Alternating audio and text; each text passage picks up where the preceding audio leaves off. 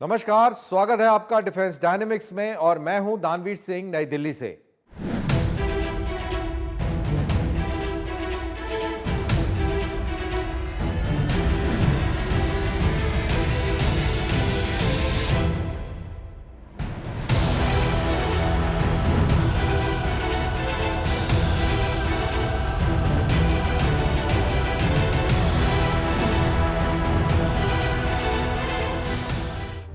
आज के इस एपिसोड में हम बात करेंगे कि कैसे भारतीय वायुसेना अपने सुखोई फ्लीट को भविष्य के युद्ध क्षेत्र के लिए ट्रांसफॉर्म करने की तैयारी में जुटी हुई है।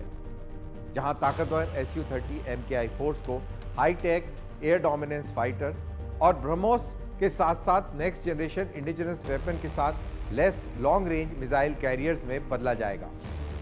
समुद्र में भी भारत तेजी से आगे बढ़ रहा है। प्रोजेक्ट 75I के तहत इंडियन नेवी को अब तक के सबसे बड़ी कन्वेंशनल सबमरीन मिलने की दिशा में एक बड़ा कदम उठाया जा रहा है। और वहीं रूस यूक्रेन युद्ध में मॉस्को ने अब तक के सबसे इंटेंस मिसाइल बैराजेस में से एक को अंजाम दिया है, जहां रिपोर्ट्स के मुताबिक ऑर्शनिक हाइपरसोनिक मिसाइल्स के साथ किंजाल, इस्कंदर और सिलिकॉन स्ट्राइक सिस्टम्स का इस्तेमाल किया गया है। ये दिखाता है कि मॉडर्न वॉरफेयर अब तेजी से मिसाइल्स, ड्रोन्स और प्रिसीजन स्ट्राइक्स के दौर में बदल रहा है। साथ ही माइटेक में एक बड़ा सवाल, क्या दुनिया चुपचाप एक नए कोल्ड वॉर की ओर बढ़ रही है? यूरोप, एशिया और वेस्ट एशिया में उभरते राइवल पावर ब्लॉक्स के बीच हम समझेंगे कि क्यों ग्लोबल जियोपॉलिटिक्स एक बार फिर डिवाइडेड नजर आने लगी है।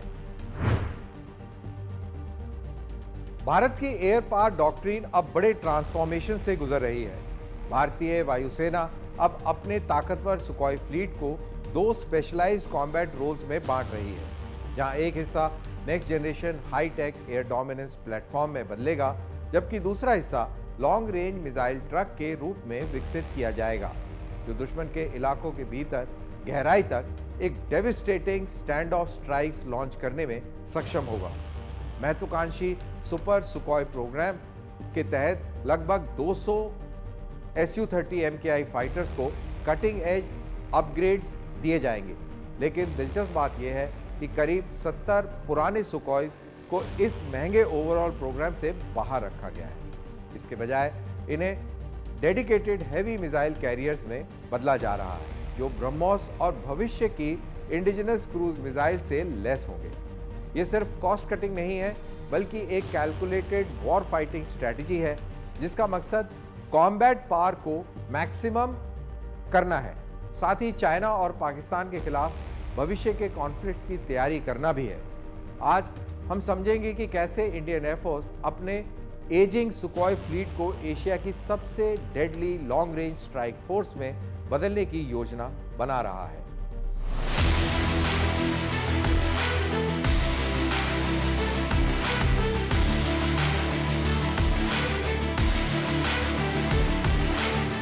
सुखोई Su-30 MKI पिछले 2 दशकों से भी अधिक समय तक भारतीय वायुसेना की बैकबोन बना रहा है।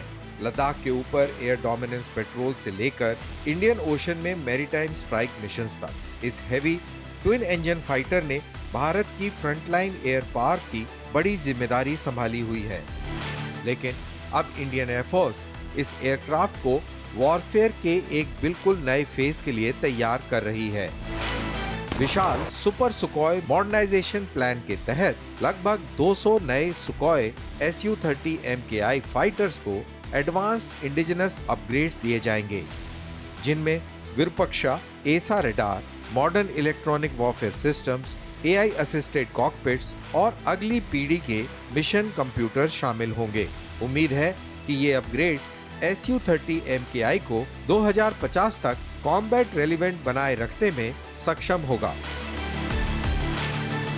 लेकिन इस स्ट्रेटेजी का सबसे दिलचस्प हिस्सा कहीं और है। इंडियन एयरफोर्स ने फैसला किया है कि अपने लगभग 70 सबसे पुराने सुखोइस को इस एक्सपेंसिव फुल अपग्रेड प्रोग्राम में शामिल नहीं किया जाएगा।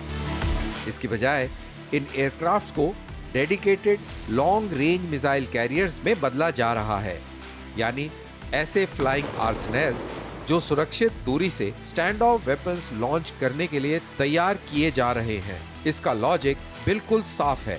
इन पुराने जेट्स ने पहले ही हजारों ऑपरेशनल फ्लाइट आवर्स पूरे कर लिए हैं। ऐसे एजिंग एयरफ्रेम्स पर एक्सपेंसिव न्यू रडार्स और एवियोनिक्स लगाने से सीमित फायदे ही मिलेंगे।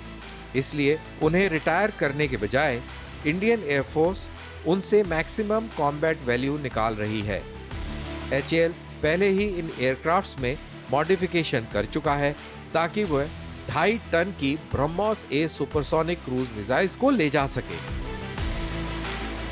400 किलोमीटर से अधिक की स्ट्राइक रेंज और उससे भी कहीं ज्यादा इफेक्टिव एंगेजमेंट रीच के साथ ये एयरक्राफ्ट दुश्मन के एयर बेसेस, वॉरशिप्स और स्ट्रेटेजिक इंफ्रास्ट्रक्चर को बिना हॉस्टाइल एयर डिफेंस जोन्स में प्रवेश किए निशाना बना सकते हैं। और ये फायर पावर आने वाले वर्षों में और भी बढ़ने वाली है। 2028 तक इन सुकॉइज में लाइटर और स्टेल्थियर ब्रह्मोस एनजी मिसाइल को इंटीग्रेट किए जाने की उम्मीद है। साथ ही DRDO की इंडिजिनस टेक्नोलॉजी क्रूज मिसाइल्स के ट्रायल भी संभावित हैं। इसके अलावा futuristic cats Hunter air launch cruise missile पर भी काम जारी है, जिसकी रिपोर्टेड स्ट्राइक रेंज लगभग 1000 किलोमीटर की बताई जाती है। यह सभी डेवलपमेंट्स मिलकर Su-30 MKI को एक कन्वेंशनल फाइटर से strategic stand of strike platform में बदल रहे हैं। भविष्य के कॉन्फ्लिक्ट्स में ये एयरक्राफ्ट ड्रोन्स और अनमैन्ड लॉयल विंगमैन के साथ ऑपरेट कर सकते हैं और दुश्मन के रडार कवरेज से काफी दूर रहते हुए लॉन्ग रेंज प्रिसीजन वेपन्स की वेव्स लॉन्च कर सकते हैं।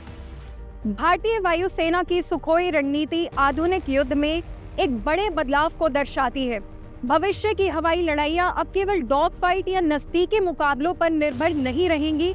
इसकी बजाय जीत इस बात पर अधिक निर्भर करती है कि कौन पक्ष दुश्मन के रडार और मिसाइल हमलों के दायरे से बाहर रहते हुए लंबी दूरी के सटीक हथियार अधिक प्रभावी ढंग से लॉन्च कर सकता है। ब्रह्मोस, अस्त्रा, कैट्स हंटर और भविष्य के स्वदेशी हथियारों के शामिल होने के साथ ये पुराने सुखोई विमान जल्द ही क्षेत्र के सबसे बड़े हथियारों से लैस स्ट्राइक प्लेटफॉर्म में भी शामिल हो सकते हैं। इन एयरक्राफ्ट पर मौजूद पुराने रडार सिस्टम्स अब भी ऐसे मिसाइल्स को इनिशियल लॉन्च फेज के दौरान गाइड करने में सक्षम है, जिसके बाद मिसाइल का ऑनबोर्ड सीकर और रडार खुद से ट्रैकिंग करने की काबिलियत रखता है। यानी इस रोल के लिए कीमती इलेक्ट्रॉनिक ओवरहॉल्स की जरूरत नहीं पड़ेगी। इसके बजाय इंडियन एयरफोर्स इन एयरक्राफ्ट्स को कम से कम 2040 तक ऑपरेशनल बनाए रखने के लिए structural life extension, software updates और इंजन ओवरहॉल्स पर ध्यान देगी। ये dual fleet strategy Hindustan aeronautics limited यानी HAL पर पड़ने वाले दबाव को भी कम करती है। पुराने एयरफ्रेम्स पर कॉस्टली अपग्रेड से बचकर HAL अब अपने रिसोर्सेज को तेजस मार्क II और भारत के 5th जनरेशन AMCA प्रोग्राम जैसे क्रिटिकल फ्यूचर प्रोजेक्ट्स की ओर रीडायरेक्ट कर सकती है। मिलिट्री एनालिस्ट का मानना है कि ये मॉडल ग्लोबल ट्रेंड से मेल खाता है। यूनाइटेड स्टेट्स एयरफोर्स अपने एजिंग B-52 बॉम्बर्स का इस्तेमाल लॉन्ग रेंज मिसाइल कैरियर्स के रूप में करती है, जबकि उनके एयरफ्रेम्स कई दशक पुराने हैं। अब भारत भी Su-30 MKI के लिए इसी तरह की डॉक्ट्रिन अपनाता दिखाई दे रहा है। इसका नतीजा होगा कि एक ज्यादा स्मार्ट और इकोनॉमिकल फोर्स स्ट्रक्चर जो हाई एंड अपग्रेड फाइटर्स को हेवीली आर्म्ड मिसाइल हॉलर्स के साथ कंबाइन करेगा और दुश्मन की डिफेंसेस को लंबी दूरी से सैचुरेट करने में सक्षम होगा। और ऐसे दौर में जहां स्टैंड ऑफ वॉरफेयर, ड्रोन्स और लॉन्ग रेंज प्रिसीजन स्ट्राइक्स तेजी से बैटलफील्ड को बदल रहे हैं, ये इंडियन एयरफोर्स के सबसे बड़े बैटलफील्ड एडवांटेजेस में से एक साबित हो सकता है। दशकों तक भारत के फ्रंटलाइन एयर डोमिनेंस फाइटर के रूप में सेवा देने के बाद सुखोई अब एक और भी ज्यादा डेंजरस प्लेटफॉर्म में बदल रहा है। एक ऐसा long range precision strike platform जो स्टैंड ऑफ वॉरफेयर के दौर के लिए तैयार किया जा रहा है। और जैसे जैसे भारत नेक्स्ट जनरेशन कॉन्फ्लिक्ट्स की तैयारी कर रहा है, इंडियन एयरफोर्स का संदेश अब पहले से कहीं ज़्यादा स्पष्ट होता जा रहा है कि हर एयरफ्रेम, हर मिसाइल और हर प्लेटफॉर्म को मैक्सिमम कॉम्बैट पावर देने के लिए इस्तेमाल किया जाएगा। भारत की अंडर वाटर वॉरफेयर कैपेबिलिटी अब बड़े ट्रांसफॉर्मेशन की ओर बढ़ रही है। महत्वाकांक्षी प्रोजेक्ट 75 इंडिया प्रोग्राम के तहत इंडियन नेवी अब जर्मनी की TKMS और Mazagon Docks Ship Builders Limited के साथ मिलकर 6 नेक्स्ट जनरेशन स्टेल्थ सबमरीन हासिल करने की दिशा में आगे बढ़ रही है। लेकिन सामान्य यूरोपियन सबमरीन्स नहीं होंगी।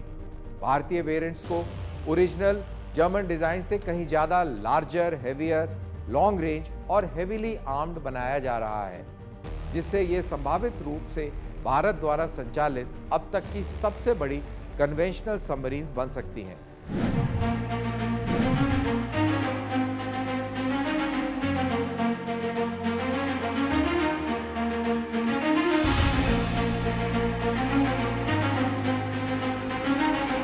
हिंद महासागर में चल रही साइलेंट अंडर वाटर कॉन्टेक्स्ट अब और तेज होता जा रहा है। जैसे जैसे चीन साउथ चाइना सी से लेकर अरेबियन सी तक अपना नेवल फुटप्रिंट लगातार बढ़ा रहा है, वैसे वैसे भारत भी मॉडर्न नेवल वॉरफेयर के सबसे क्रिटिकल एलिमेंट्स में से एक सबमरीन डोमिनेंस को मजबूत करने की दिशा में तेजी से आगे बढ़ रहा है।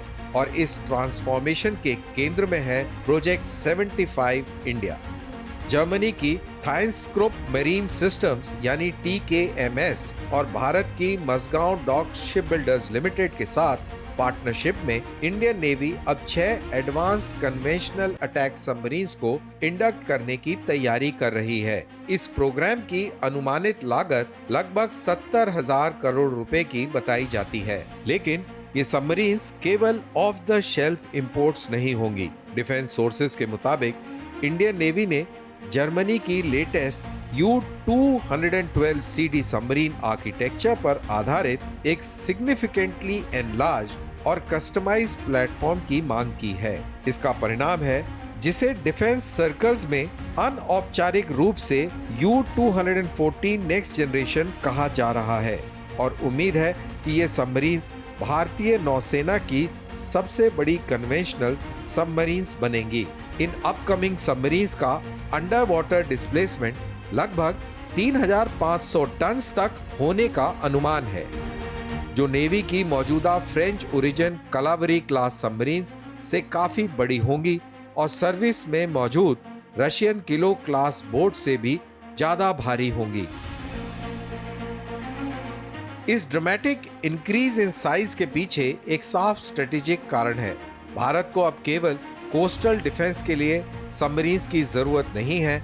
इंडियन नेवी को अब ऐसे प्लेटफॉर्म्स चाहिए जो अरेबियन सी से लेकर मलक्का स्ट्रेट तक पूरे इंडो पैसिफिक में लॉन्ग ड्यूरेशन डिप्लॉयमेंट्स को अंजाम दे सकें।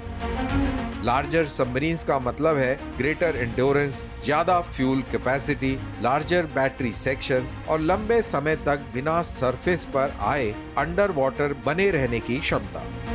और यहीं पर प्रोग्राम की सबसे क्रिटिकल टेक्नोलॉजीज में से एक सामने आती है, एयर इंडिपेंडेंट प्रोपल्शन सिस्टम यानी AIP। यह advanced AIP system in submarines को लंबे समय तक पानी के नीचे रहने की क्षमता देगा, साथ ही उनकी अकूस्टिक सिग्नेचर्स को भी काफी कम करेगा। अंडर वाटर में साइलेंस ही सर्वाइवल होता है। एक्सपेंडेड हल advance sensor units, indigenous combat management systems, larger weapon storage और संभावित वर्टिकल लॉन्च सिस्टम्स के लिए भी अतिरिक्त जगह उपलब्ध कराएगा, जो land attack cruise missiles launch करने में सक्षम हो सकते हैं। यह भारत की सी डिनायल और स्ट्रेटेजिक स्ट्राइक कैपेबिलिटीज को बेहद मजबूत बना सकता है।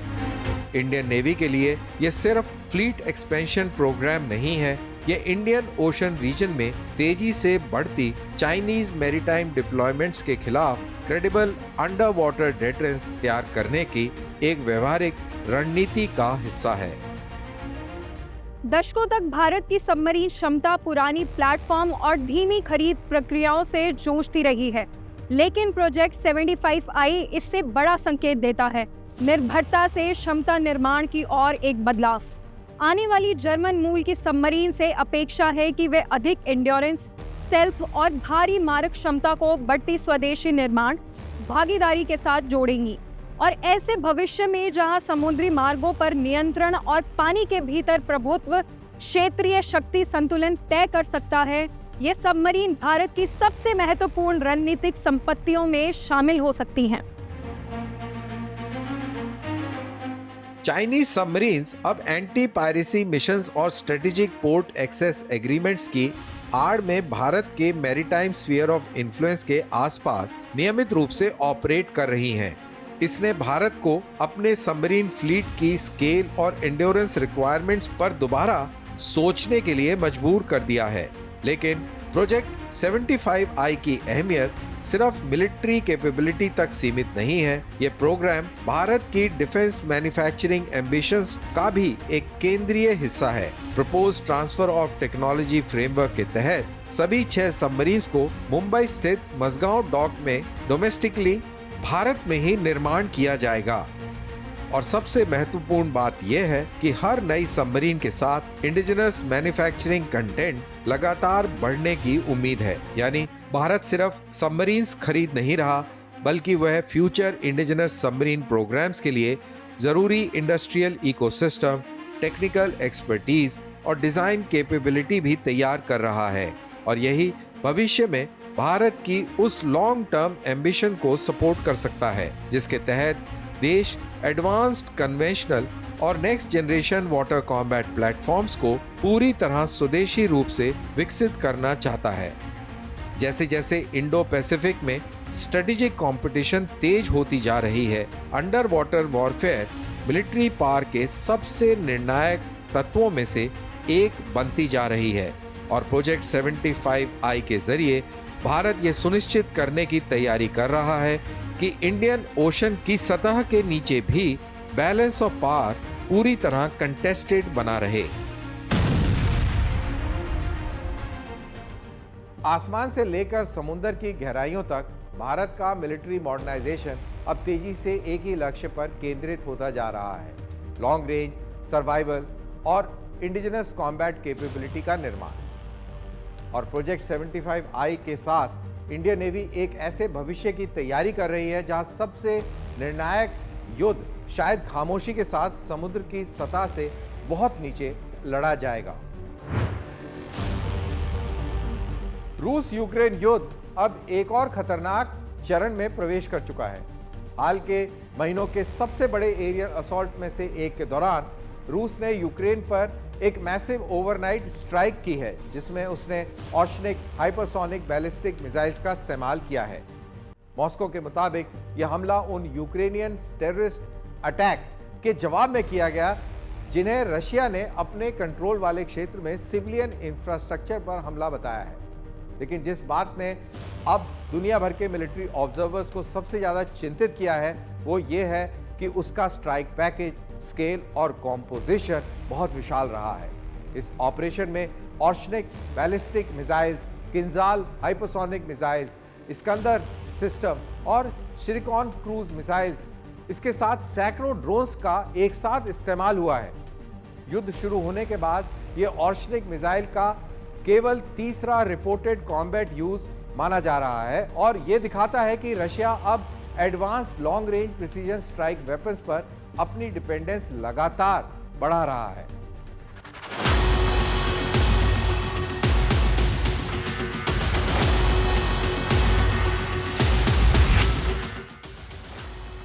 यूक्रेन के आसमान ने युद्ध के सबसे भारी मिसाइल बैराज में से एक को देखा। रशियन फोर्सेस ने कोऑर्डिनेटेड ओवरनाइट असॉल्ट लॉन्च किया, जिसमें ballistic missiles, hypersonic weapons, cruise missiles और सैकड़ों ड्रोन्स का इस्तेमाल करते हुए कीव समेत यूक्रेन के कई क्षेत्रों को निशाना बनाया गया।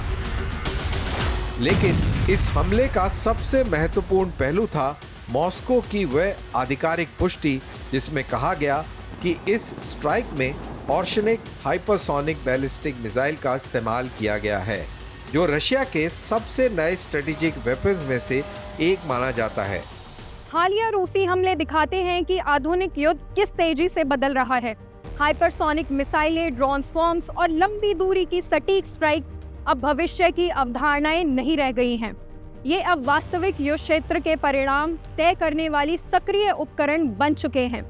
जो देश इस संघर्ष को ध्यान से देख रहे हैं, जिनमें भारत भी शामिल है, उनके लिए सबसे बड़ा सबक हो सकता है कि भविष्य के युद्ध केवल आक्रामक शक्ति से नहीं, बल्कि इस बात से तय होंगे कि कौन पक्ष भारी मिसाइल हमलों के बीच बेहतर तरीके से टिक सकता है और लगातार हवाई हमलों के बावजूद अपनी संचालन क्षमता बनाए रख सकता है।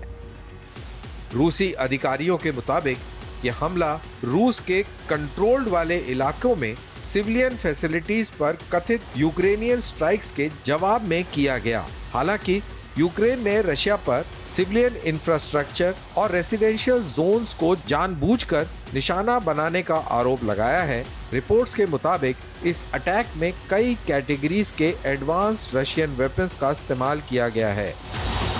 ऑर्शनिक मिसाइल के अलावा रशिया ने Iskander ballistic missile, Kinzhal hypersonic missiles, Zircon cruise missiles और अटैक ड्रोन्स की बड़ी वेव लॉन्च करने का दावा किया, जिसे मिलिट्री एक्सपर्ट्स एक सैचुरेशन स्ट्राइक स्ट्रेटजी मान रहे हैं। इसका उद्देश्य यूक्रेनियन एयर डिफेंस को ओवरवेल्म करना था। मिलिट्री एनालिस्ट का मानना है कि इस तरह के मिक्स्ड स्ट्राइक पैकेज का इस्तेमाल रशिया की इवॉल्विंग स्ट्रेटजी को दिखाता है।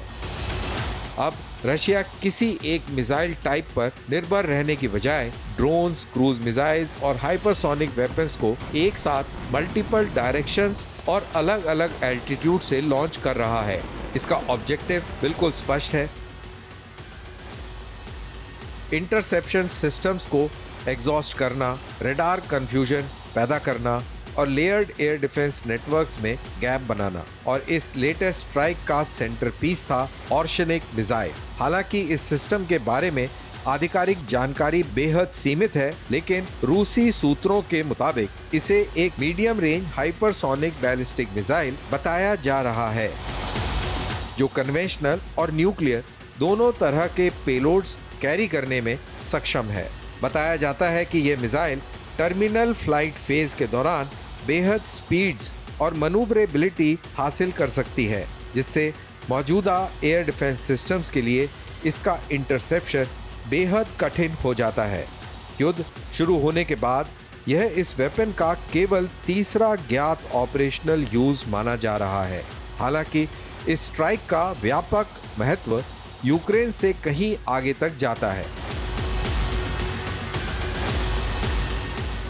रूस यूक्रेन कॉन्फ्लिक्ट अब प्रभावी रूप से मॉडर्न मिसाइल वॉरफेयर का एक लाइव टेस्टिंग ग्राउंड बन चुका है, जहां drone swarms, electronic warfare, hypersonic strike system और इंटीग्रेटेड एयर डिफेंस बैटल्स जैसी टेक्नोलॉजीज का लगातार इस्तेमाल हो रहा है। जो वेपन्स कभी केवल स्ट्रेटेजिक डेटरेंस टूल्स माने जाते थे, वह अब एक्टिव बैटलफील्ड कंडीशन में इस्तेमाल किए जा रहे हैं। दुनिया भर की मिलिट्रीज के लिए, जिसमें भारत भी शामिल है, इस युद्ध से मिलने वाले लेसन्स बेहद महत्वपूर्ण हैं। भविष्य के युद्ध अब केवल एयर सुपीरियॉरिटी पर नहीं, बल्कि मास प्रिसीजन मिसाइल अटैक को सरवाइव करने और उनका जवाब देने की क्षमता पर भी निर्भर करेंगे।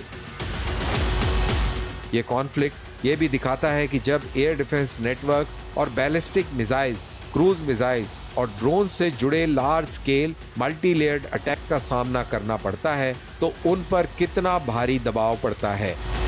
यहाँ तक कि सोफिस्टिकेटेड डिफेंस सिस्टम्स भी सैचुरेटेड हो सकते हैं, और यही वास्तविकता अब दुनिया भर के मिलिट्री डॉक्ट्रिन्स को बदल रही है। जैसे जैसे यह युद्ध अपने 5वें वर्ष की ओर बढ़ रहा है, यूक्रेन का बैटलफील्ड अब केवल एक रीजनल कॉन्फ्लिक्ट नहीं रह गया है, ये नेक्स्ट जनरेशन वॉरफेयर टेक्नोलॉजीज की एक ग्लोबल लेबोरेटरी बन चुका है, जहां हाइपरसोनिक वेपन्स तेजी से स्ट्रेटेजिक थ्योरी से बैटलफील्ड रियलिटी में बदल रहे हैं। ईस्टर्न यूरोप में हाइपरसोनिक मिसाइल से लेकर इंडो पैसिफिक में सबमरीन कंपटीशन तक और साउथ एशिया में लॉन्ग रेंज स्ट्राइक डॉक्ट्रिन्स तक वॉरफेयर अब तेजी से बदल रहा है। और जैसे जैसे मिलिट्री टेक्नोलॉजीज पहले से कहीं अधिक तेजी से इवॉल्व हो रही हैं, दुनिया भर के देश ऐसे कॉन्फ्लिक्ट्स की तैयारी में जुटे हैं जहां केवल नंबर्स नहीं बल्कि स्पीड, प्रिसीजन और सर्वाइवेबिलिटी सबसे ज्यादा मायने रख सकती है। कोल्ड वॉर के बाद लगभग 3 दशकों तक दुनिया को लगा कि इकोनॉमिक ग्लोबलाइजेशन जियोपॉलिटिकल कॉन्फ्रंटेशन को कम कर देगा। माना गया कि ट्रेड मिलिट्री राइवलरीज की जगह ले लेगा, स्ट्रेटेजिक अलायंसेस पहले जितने महत्वपूर्ण नहीं रहेंगे और रिजिड जियोपॉलिटिकल कैंप्स का दौर खत्म हो चुका है। लेकिन आज ये धारणा तेजी से टूटती हुई नजर आ रही है। यूरोप, इंडो पैसिफिक और पश्चिमी एशिया में नई ग्लोबल पावर स्ट्रगल लगातार उभर रही है। उधर रूस यूक्रेन युद्ध ने इस बदलाव को और तेज कर दिया है। जो संघर्ष शुरुआत में एक रीजनल कॉन्फ्लिक्ट था, अब वो sanctions, energy Wars, cyber warfare और एडवांस मिसाइल कॉम्पिटिशन से जुड़ा एक बड़े जियोपॉलिटिकल कॉन्फ्रंटेशन में बदल चुका है। साथ ही चाइना की बढ़ती मिलिट्री असर्टिवनेस भी एशिया भर में सिक्योरिटी कैलकुलेशंस को बदल रही है। दुनिया एक बार फिर स्ट्रेटेजिक राइवलरी और हार्ड पावर पॉलिटिक्स के दौर की ओर बढ़ती हुई दिख रही है। एक तरफ यूनाइटेड स्टेट्स और उसके allies NATO expansion, Indo Pacific coalition और डिफेंस कॉपरेशन एग्रीमेंट्स के जरिए अपनी मिलिट्री पार्टनरशिप्स को और मजबूत करते हुए नजर आ रहे हैं। वहीं दूसरी तरफ रशिया और चाइना राजनीतिक, आर्थिक और मिलिट्री स्तर पर लगातार करीब आते जा रहे हैं। वहीं ईरान भी धीरे धीरे इस उभरते यूरेशियन स्ट्रेटेजिक एक्सिस के साथ अलाइनमेंट अपना बढ़ा रहा है। लेकिन ओरिजिनल कोल्ड वॉर के मुकाबले नया ग्लोबल ऑर्डर कहीं ज्यादा कॉम्प्लिकेटेड बनता दिख रहा है। आज की कंपटीशन केवल टेरिटरी या आइडियोलॉजी तक सीमित नहीं है। ये मुकाबला है टेक्नोलॉजी का, सप्लाई चेन्स का, artificial intelligence, semiconductor, cyber warfare, drones और हाइपरसोनिक मिसाइल्स को लेकर भी। और यही दुनिया को एक तरफ ज्यादा इंटरकनेक्टेड बना रही है और दूसरी तरफ ज्यादा अनस्टेबल भी बना रही है। ग्लोबल जियोपॉलिटिक्स की सेंटर ऑफ ग्रेविटी अब एक बार फिर मिलिट्री पावर और स्ट्रेटेजिक इन्फ्लुएंस की ओर शिफ्ट होती दिखाई दे रही है। ये बदलता ग्लोबल ऑर्डर मिडिल पावर जैसे भारत की अहमियत को भी बढ़ा रहा है, क्योंकि कोल्ड वॉर एरा के विपरीत आज कई देश रिजिड मिलिट्री ब्लॉक्स का औपचारिक हिस्सा नहीं बनना चाहते। इसके बजाय वो स्ट्रेटेजिक फ्लेक्सिबिलिटी को बनाए रखना चाहते हैं। भारत की फॉरेन पॉलिसी भी इसी अप्रोच को दर्शाती है। नई दिल्ली एक तरफ यूनाइटेड स्टेट्स, फ्रांस और वेस्टर्न पार्टनर्स के साथ डिफेंस कोऑपरेशन को गहरा भी कर रही है और वहीं दूसरी तरफ रूस के साथ अपने पुराने मिलिट्री टाइज भी बनाए हुए हैं। ये कॉन्ट्रडिक्शन बिल्कुल नहीं है, ये स्ट्रेटेजिक बैलेंसिंग है और इंक्रीजिंगली मल्टीपोलर वर्ल्ड में ये बैलेंसिंग भारत के लिए सबसे बड़ा जियोपॉलिटिकल एडवांटेज भी बन सकती है, क्योंकि भविष्य का ग्लोबल ऑर्डर शायद किसी एक सुपर पावर के डोमिनेंस पर आधारित नहीं होगा, बल्कि कई कॉम्पीटिंग सेंटर्स ऑफ इन्फ्लुएंस पर टिका होगा और आने वाले दशकों में वही देश बैलेंस ऑफ पावर को शेप करेंगे जो मिलिट्री स्ट्रेंथ, इकोनॉमिक रेजिलियंस और डिप्लोमेटिक फ्लेक्सिबिलिटी तीनों को साथ लेकर चल पाएंगे। यूक्रेन के आसमान से लेकर हिंद महासागर की गहराइयों तक और दुनिया भर में बदलती जियोपॉलिटिकल फॉल्ट लाइंस तक एक सच्चाई पहले से कहीं ज्यादा स्पष्ट होती दिख रही है। ग्लोबल सिक्योरिटी ऑर्डर एक ऐतिहासिक ट्रांसफॉर्मेशन से गुजर रहा है। देश अपनी सेनाओं को मॉडर्नाइज कर रहे हैं, मिलिट्री आर्सनल्स का विस्तार कर रहे हैं और अलायंसेस को मजबूत बना रहे हैं। और ये सब ज्यादा कॉन्टेस्टेड स्ट्रेटेजिक फ्यूचर की ओर एक तैयारी दिखती है। और इसी तेजी से बदलती दुनिया में टेक्नोलॉजिकल सुपीरियॉरिटी, स्ट्रेटेजिक फ्लेक्सिबिलिटी और मिलिट्री प्रिपेयर्डनेस आने वाले दशकों में बैलेंस ऑफ पावर को तय कर सकते हैं। इसी के साथ आज के इस एपिसोड में बस इतना ही। अगले हफ्ते फिर मुलाकात होगी नई डिफेंस स्टोरीज और उनके एनालिसिस के साथ। तब तक आप दीजिए मुझे इजाजत। जय हिंद।